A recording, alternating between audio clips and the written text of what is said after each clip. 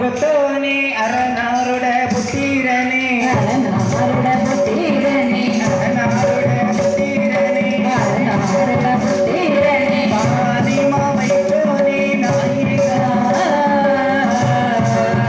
அம்மே பாசலி காட்டி பெருந்த பாலகா சானை மாம்பு புத்தோனே அரணோட புத்தீரனே அரணோட புத்தீரனே அரணோட புத்தீரனே அரணோட புத்தீரனே சானை மாவைத்தோனே நாயிகா அம்மே பாசலி காட்டி பெருந்த பாலகா சோலை மாமை முருகா செந்தூரடி வேல் முருகா செந்தூரடி வேல் முருகா செந்தூரடி வேல் முருகா செந்தூரடி வேல் முருகா ஆனவதி உபயகாரி ஆனவா ஆடுமயில் மீதிலேறி ஓடிவா சோலை மாமை முருகா செந்தூரடி வேல் முருகா செந்தூரடி வேல் முருகா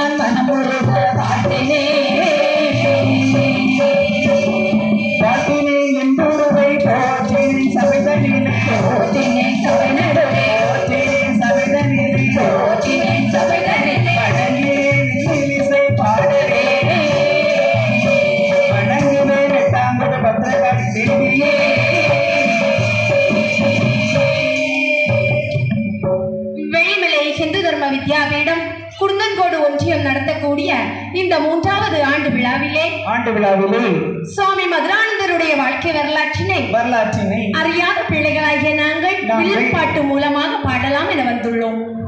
எங்கள் பாடலிலே சொற்குற்றம் இருக்கலாம், இசை குற்றம் இருக்கலாம், மேலதாள குற்றங்கள் இருக்கலாம், அழகு குற்றம் கூட இருக்கலாம். எத்தனை குற்றங்கள் இருப்பினும் அத்தனை குற்றங்களையும் களைந்து நிறைகளை மட்டும் எடுத்து செல்லும்படி அன்போடு கேட்டுக்கொண்டு மதுரானந்தர் சுவாமியுடைய வரலாற்றை நாங்கள் மெல்லிசையாக பாடுகின்றோம்.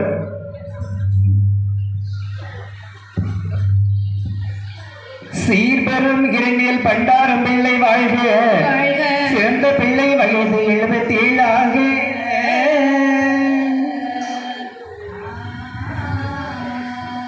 ஏபெரும் சுவாமி மதுரானந்த வளர்ந்த நாளில் இவர் வாழ்க்கை எண்ணி லட்சுமி அம்மை வலி வீசி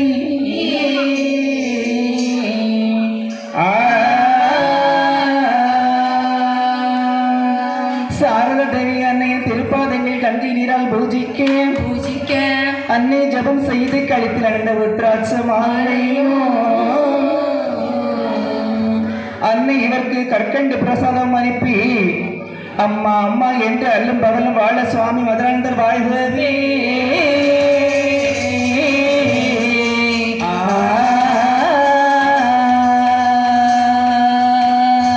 நாடு நல்ல நல்ல நாடு நல்ல நாடு நாவலர்கள் புகழும் நாடு மாதம் ஒன்று மழை பொழியும் மாதம் ஒன்று மழை பொழியும் வருடம் ஒன்று விளையும் மாதம் ஒன்று மழை பொழியும் மாதம் ஒன்று மழை பொழியும் வருடம் ஒன்று மாடு கட்டி போரடித்தார் மாளாது சென்னை என்று ஆனை கட்டி போரடிக்கும் ஆனை கட்டி போரடிக்கும் அழகான துங்குமரி ஆனை கட்டி போரடிக்கும் ஆனை கட்டி போரடிக்கும் அழகான துங்குமரி நீர்வெள்ளம் நிலவெள்ளம் கார்வளம் கண்ணல் வளம் சென்னல் வெள்ளம் பொன் வெள்ளம் இத்தனை வளங்களும் நிறைய பெற்ற நம்முடைய பாரத திருநாட்டிலே திருநாட்டிலே முக்கடலும் முத்தமிடும் குமரியிலே ஆமா. இயற்கையில் கொஞ்சம் இரணியல் எனும் சிற்றூரிலே சித்தூரில் பண்டாரம் பிள்ளையும் லட்சுமி அம்மையாரும் வாழ்ந்து வருகிறார்கள் வாழ்ந்து வரக்கூடிய சமயத்திலே அவர்கள் சீரும் சிறப்புமாக வாழ்ந்து வருகின்ற வேளையிலே வேளையில் லட்சுமி அம்மையானவள் அழகான ஒரு ஆண் குழந்தையை பெற்றெடுக்கிறாள் அப்பா, அழகான ஒரு ஆண் குழந்தை பெற்றால் இந்த வீட்டுல எப்படிமா சந்தோஷமா இருக்கும். பெற்றெடுத்த பிள்ளையை எப்படி தாளாட்டுகிறார் வாருங்கள் எப்படி தாளாட்டுகின்றார்கள். ஆரீரரி ஆராரோ ஆராரோ ஆரீரரி ஆராரோ ஆரிரரி ஆராரோ சோடி மகனி உறங்கடா. ஆரிரரி ஆராரோ கண்ணே நவமணியே கண்ணே கண்ணனியே கனகமணி மாதடா. கண்ணனியே கண்ணனியே தூங்குடா தூங்குடா. கனகமணி மார்பளரா தேனி திரவியமோ திகட்டாத தெள்ளமுகோ தேனி திருவியமோ திகட்டாத தெள்ளமுதோ கண்ணே கண்ணனியே தூங்குடா தூங்குடா. கனகமணி மார்பளரா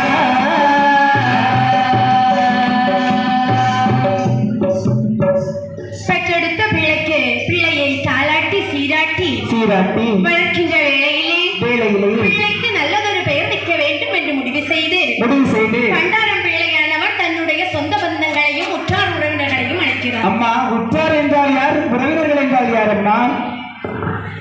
தன்னுடைய ரத்த சொந்தத்திலே உதித்தவர்களை பண்டாரம் பிள்ளையானவர் அழைக்கிறார். தன்னுடைய மகனுக்கு அழகானது ஒரு பெயர் வைக்க வேண்டும் என்று சொல்லி அப்படி என்றால் எப்படிப்பட்ட பெயரினை வைக்கிறார்கள் எப்படி தெரியுமா? என்ன பெயர் வைக்கின்றார்கள்? பெயரிடவோ அருமையுள்ள மகனார்க்கு அருமையான மகனாருக்கு முன்னோர்கள் பெயரிடவோ மூதாதைய பெயரிடவோ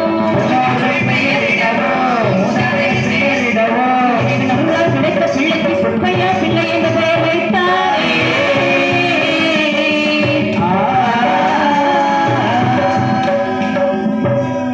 பெற்றெடுத்த பிள்ளைக்கு சுப்பையா பிள்ளை என்று பெயர் வைத்து நாளொரு மேனியும் பொழுதொரு வண்ணமுமாய் வளர்க்கிறாள் லட்சுமி அம்மை. வளர்த்து வருகின்ற வேளையிலே அம்மா நாளொரு மேனி பொழுது வேண்டாமா என்றால் அதாவது முந்தி தவம் கிடந்து 300 நாள் சுமந்து அந்த பகலால் சிவனை ஆதரித்து தொங்கிச்சரிய சுமந்து பெற்ற பிள்ளை. ஓஹோ அவனை வட்டியிலும் தொட்டிலும் மார்பிலும் தோள்மையிலும் போட்டு வளர்க்கிறாள் அன்னையானவள். வளர்த்து வருகின்ற வேளையிலே பிள்ளைக்கு 5 வயது ஆகிறது. 5 வயது ஆயிட்டா? இப்பதான் பிறந்த பிள்ளை போல இருந்துமா. உடனே லட்சுமி அம்மையானவள் மகனை அழைக்கிறாள். மகனே சுப்பையா பிள்ளை, என்னம்மா உனக்கு 5 வயது ஆகிறதப்பா. அப்படியாம்மா? ஆதலால் நீ பள்ளிக்கு செல்ல வேண்டும் என்று சொல்லி. அம்மா நான் பள்ளிக்கு போக மாட்டேன். அப்படியெல்லாம் சொல்லக்கூடாதப்பா. எம்மா இந்த பாருங்க, நான் பள்ளிக்கூடத்துக்கு போனா உங்க பக்கத்துல இருக்க முடியுமாமா? எப்போ அப்பா எப்போ முட்டாய் வாங்கிட்டு வருவாருன்னே நான் நினைச்சிட்டு இருப்பேன். நீ பள்ளிக்கூடத்திற்கு சென்று திரும்பும் பொழுது உன்னுடைய தந்தை முட்டாயோடு இருப்பாரப்பா. அப்படியா? அப்பதான் பள்ளிக்கூடத்துக்கு போயிட்டு வரேன். அதனால் நீ பள்ளிக்கு செல்ல வேண்டும் என்று சொல்லி மகனை எப்படி அனுப்புகிறாள் பாருங்கள். எப்படி அம்மா அனுப்புகின்றார்? சென்று படித்து வருவாய் பாலகா கண்மணியே கண்மணியே பாலகா கண்மணியே கண்மணியே பாலகா பள்ளியில் பல பேர்கள் உண்டடா பகை கொள்ளாதே மகனே. பள்ளியில் சென்று பயின்று வருவாய் பாலகா கண்மணியே கண்மணியே பாலகா பள்ளியில் பல பேர்கள் உண்டடா பகை கொள்ளாதே மகனே. அன்புடனே கற்று இன்பமுடனே அற்புதமே வருவாய். அன்புடனே கற்று இன்பமுடனே அற்புதமே வருவாய். அரவணைத்து மகனை பாடசாலைக்கு அனுப்பி வைக்கிறாள் அண்ணி. அந்த பள்ளி செல்லும் பாலபருவத்திலே அம்மா சுப்பையா பிள்ளையிடம் இருந்த குணங்கள் என்ன தெரியுமா? என்ன குணம் அம்மா? பக்தி, அகிம்சை, துறவிகளிடம் ஈடுபாடு. அது மட்டுமா, சிறு வயதிலே தேவாரம், திருவாசகம் என ஹிந்து சமயத்தின் அரிய பெரிய நூல்களை எல்லாம் அறிந்து வைத்து விட்டான் அந்த பாலகன். அப்படியா? அது மட்டுமா, அது மட்டுமல்லாமல் வீட்டிற்கு முன்னால் ஒரு பஜனை மடம் ஒன்றிருக்க, ஸ்ரீராம பூஜையுடன் போதனையும் நடைபெறுமே. பெற்ற அந்த வேளை, அந்த வேளை சுவாமிகள் வாழ்வினை முதல் தாக்கத்தை ஏற்படுத்திடுமாமே.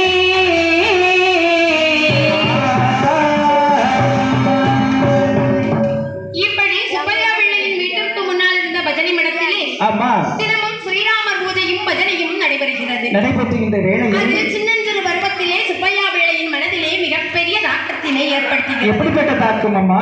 அதாவது இந்து மதத்தின் மீது மிகப்பெரிய ஒரு ஈடுபாடு ஏற்படுகிறது. ஈடுபாடு என்றால் ஈர்ப்பு. அப்படி இருக்கும்போது 6ஆம் வகுப்பு படிக்கும் போது தமிழ் ஆசிரியர் குறளை விளக்க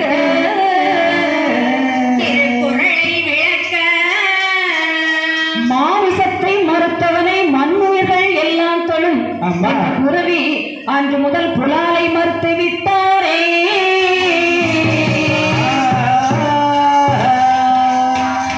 பக்தி தொடர்பு அகிம்சை போன்ற வாழ்வி வரும் நாட்டம் வர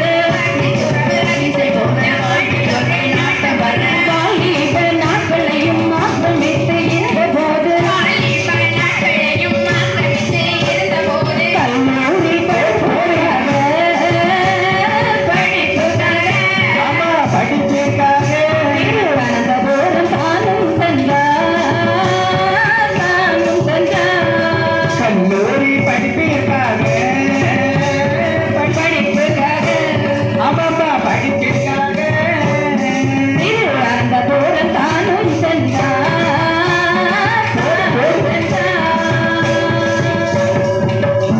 திருவனந்தபுரத்திலே சென்ற சுவாமிகள் மேற்படிப்பு படிப்பதற்காக இன்டர்மீடியட் என்ற கல்லூரியை தேர்வு செய்து அம்மா கல்லூரி என்றால் மேற்படிப்பு படிக்கும் இடம், அதாவது 12ஆம் வகுப்பு முடித்து தனக்கென ஒரு துறையிலே சிறந்து விளங்க வேண்டும் என்று நினைத்து தத்துவ இயலை பாடமாக எடுத்து படித்து வருகிறார் சுப்பையா பிள்ளை.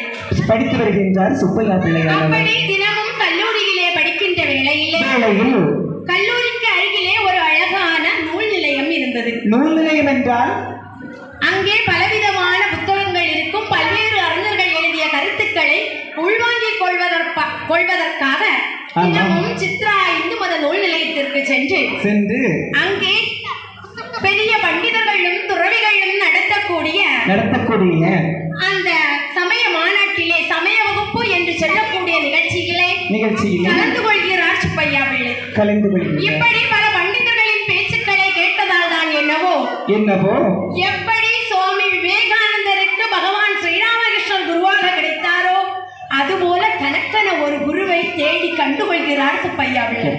குரு என்றால் குரு என்றால் நம் குருட்டினை நீக்குபவர். ஓஹோ, அப்படி ஒரு இருக்கா? எனக்கு இப்பதான் தெரியும். 18ஆம் வயதினிலே இரண்டு கடை வீதியிலே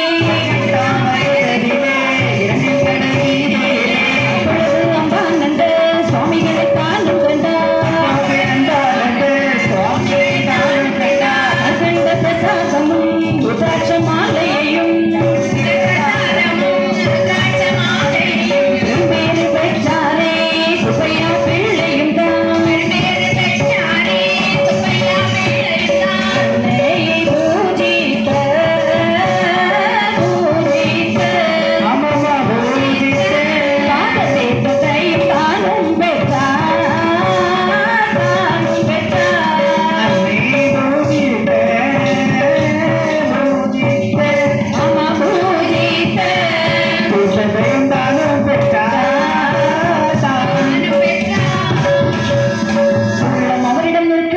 உடல் மட்டும் தானாக நிற்பதை உணர்ந்தாரே.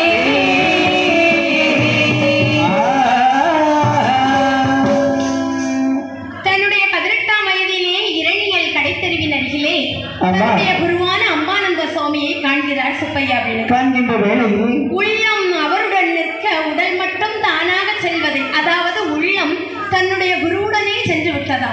உடல் மட்டும் அந்த இடத்துல இருக்கான். எப்படியாவது வெள்ளிமலையிலே இருக்கக்கூடிய மடத்திற்கு சென்று சேர்ந்து விட வேண்டும் என்று முடிவெடுத்து விட்டார் சுப்பையா பிள்ளை. பெற்ற தாயானவள் விடுவார்களா? விடமாட்டார்கள் அப்பா. தன்னுடைய மகனின் மனதிலே இருப்பதை அறிந்து கொண்டாள் லட்சுமி அம்மை. எப்படி அறிந்து கொள்கின்றாய்? மகனே சுப்பையா பிள்ளை, என்னம்மா நீ கண்டிப்பாக மடத்திற்கு போக வேண்டுமா? அம்மா, நான் கண்டிப்பாக போக வேண்டும். உங்களை விட்டு நான் பிரிந்து போக வருத்தமாக இருக்கின்றது. ஆனால் சில நல்ல வேலைகளை செய்ய வேண்டுமையானால் நான் மடத்துக்கு தானே செல்ல வேண்டும். நீ படித்த படிப்பிற்கு எத்தனை பெரிய வேலைகள் எல்லாம் வருமப்பா. அம்மா, எவ்வளவு பெரிய வேலையாக இருந்தாலும் பரவாயில்லை. நான் மடத்துக்கு தான் போவேன். மக்களுக்கு நல்லதான் செய்வோம்மா. அப்படியெல்லாம் சொல்லக்கூடாது என அதட்டினாள் லட்சுமி அம்மை. அதற்கெல்லாம் மயங்கவில்லை நம்முடைய சுப்பையா பிள்ளை. சரிதான். என்ன செய்தார் தெரியுமா? என்னம்மா செய்கின்றார்? எப்பொழுது மடத்திற்கு செல்ல வாய்ப்பு கிடைக்கும் என ஏங்கி தவம் கிடந்தார். இருளானது எப்படி வந்தது தெரியுமா சுப்பையா பிள்ளை? எப்படிமா வந்தது? மடத்திலே தொடங்கப்பட்ட ஆரம்ப பள்ளிக்கு ஆசிரியர் தெய்வம். ஓஹோ, ஒரு பள்ளிக்கூடம்னா ஆசிரியர் தேவன் அம்மா.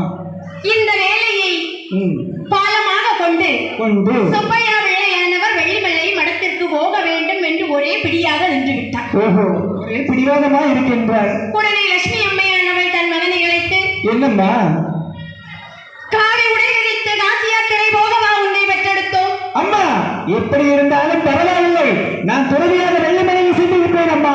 எல்லா பெற்றோர்களையும் போல எனக்கும் ஆசை இருக்காதா அப்பா? உனக்கு ஒரு திருமணம் செய்து உன்னுடைய குழந்தைகளை பார்க்க வேண்டும், பேர குழந்தைகளை கொஞ்ச வேண்டும் என்று பெற்றவளுக்கு ஆசை இருக்காதா? அம்மா, பெற்றவருக்கு ஆசை இருக்கும். ஆனா மகனுடைய ஆசை நீங்க கேட்டீர்களா அம்மா? அப்படியெல்லாம் சொல்லக்கூடாது என தாயானவள் உறுதியுடன் இருந்தும் சுப்பையா பிள்ளையோ வெள்ளிமலையின் ஏகாந்தத்திற்கும் சுவாமி அம்பானந்தரின் அரவணைப்பிற்குமே ஏங்கி நின்றார். எப்படி தெரியுமா பிடிவாதமாக இருந்தார்? எப்படி அம்மா பிடிவாதம் இருக்கின்றார்? மடத்தே